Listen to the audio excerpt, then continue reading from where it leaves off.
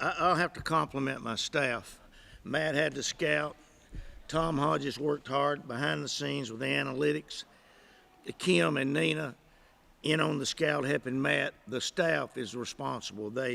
We had Belmont defensively. I thought they defended them about as well as they could defend them. They had 17 turnovers at half. They had 3 the second half. That's unlikely for a team like them to have that many turnovers in the first half. Once we got the lead, we were kind of playing on house money, but still, I thought there was we didn't execute as well the second half as I'd like, but we did a pretty good job the first half. Rebounding 41-29. We had 11 turnovers. That's the difference in the game. I thought our free throw shooting was atrocious, 19-27. I thought that was atrocious. You can't win big games and shoot free throws like we did tonight. And you got some of your best free throw shooters up there. You had Ksenia missed 2 or 3. How many did she miss? 5? Courtney missed 2. That's uncommon. You don't do that. Good teams don't do that. We'll have to work on that. And what that comes from is not concentrating on your free throws when you get a chance to shoot them during practice. But overall, I'm pretty happy with our basketball team. Belmont, well coached, some good players. They execute their stuff well. I don't really know with us jumping out like that. I think they finally got it in gear, but I was real proud of our basketball team. Destiny Wells scored 20 points in both of their first 2 games. At halftime, she hadn't even attempted a shot with Alexis guarding her.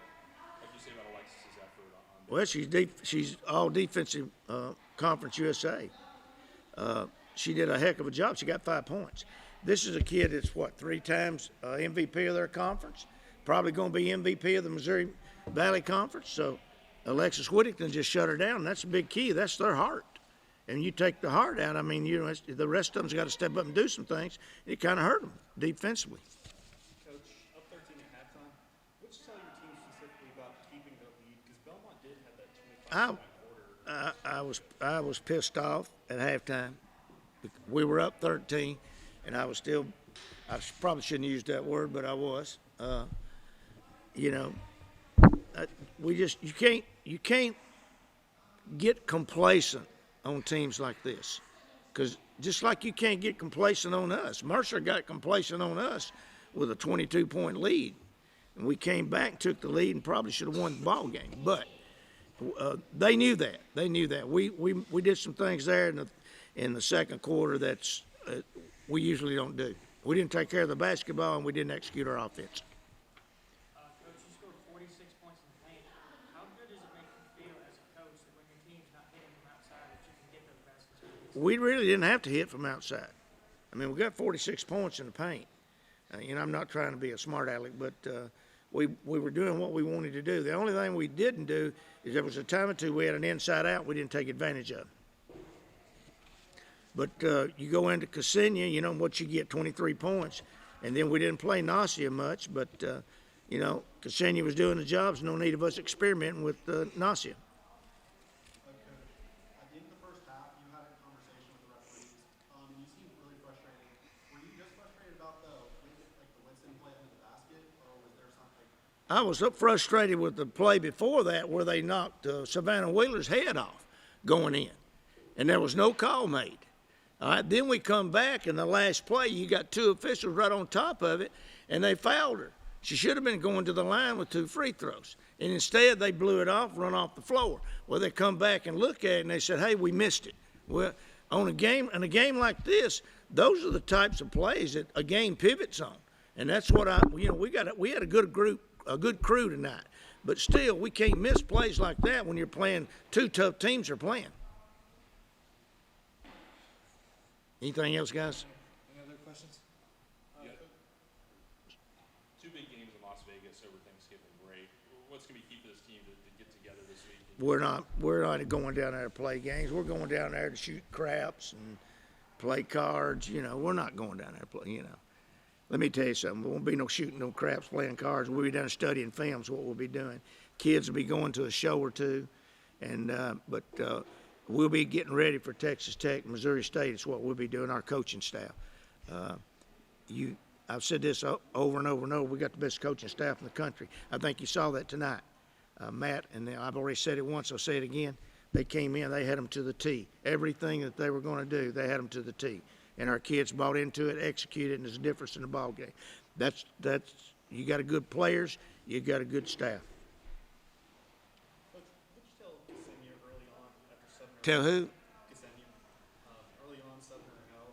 And when she came back in, she really stopped with the jumpers and just put her head down in the paint and just went to the post. What does tell her? I didn't tell her anything. Really and truly, we just told her to settle down. She was trying to draw the foul. Just go on up through and score. Ain't nobody gonna stop her inside. And that's what we told her. She can't guard you. And I wouldn't be a negative to their player, but she can't guard you. You know, get the ball, turn around and score, put it against the glass. Quit doing all that herky-jerky stuff. Basketball is a very simple game. Coaches and players make it complicated. Yeah, of course I did. You know, I know I didn't go into the game expecting to hold her scoreless because she's a great player. She really is. So I came in there thinking the team runs around her. If she doesn't get going, the team's just gonna have to find another way to score. And I think as a team, our defense was really good. I was originally on her, but our posts, good help on the ISIS and stuff like that. And I think it was overall team defense just keeping her where it's hard for her to score. You know. She not only didn't score in the first half, she didn't have a shot. Yeah. How frustrated was she getting out there on the court? I would say it's a little frustrating. I mean, she's used to, scoring at will, her own way. But like I said, our defense, throughout the 2-3 days we were preparing, we, focused on Wells. In practice, Wells, high ball screen, that's literally all we did. And so I was mentally ready going in, and I know our other people, with the rotations and our posts coming in and helping, we was ready for it. Cindy, you got into the paint a lot tonight. Drew 13 fouls by yourself. What was your mindset trying to get the ball up in the post and get some buckets for the team? Just execute our offense was the biggest key, and my teammates also helped me to get open. We didn't get it from the first ball screen, then we tried to get from the second one, and that's how we found me on the block. Cindy, do you think it still throws defenders off guard when you go to your left with your win? Because they probably know it's coming, but you're still able to get that shot off. When I play, I usually don't think which way I go. Whatever is open, I'll take it. Savannah, those outside shots were going for you early. We were able to get to the rim, get some points in the paint. How important was it to attack them and get inside? I mean, I think that's just a lot part of my game is getting to the free throw line, and if a lot draws up, I know I got shooters outside of me that's willing to knock it down. And I think the only one that I hit, I would say that's probably the most meaningful one, because I think around that time that's when they started getting momentum going. So, I mean, obviously it's not a good stat for the three, but it was a meaningful one, and you got hit big shots. So. Savannah, kind of like you said, threes weren't exactly flying, but what do you think about a win like this where you guys can basically just brute force your way to a win? Can you repeat that? I'm sorry. So I know the threes weren't flying around today, but what do you think of a win like this? Even though you're not shooting well, you guys are basically just able to brute force your way to a win. I mean, it's just if something's not going good, you still got to find other ways to produce individually. And, I mean, that's like I said before, if my threes weren't falling, I want to come off a ball screen, draw the defense, and kick out or look for the dump with post players. And a lot of part of our game is playing inside and out. Also, we got more offensive rebounds that help us to get more possessions.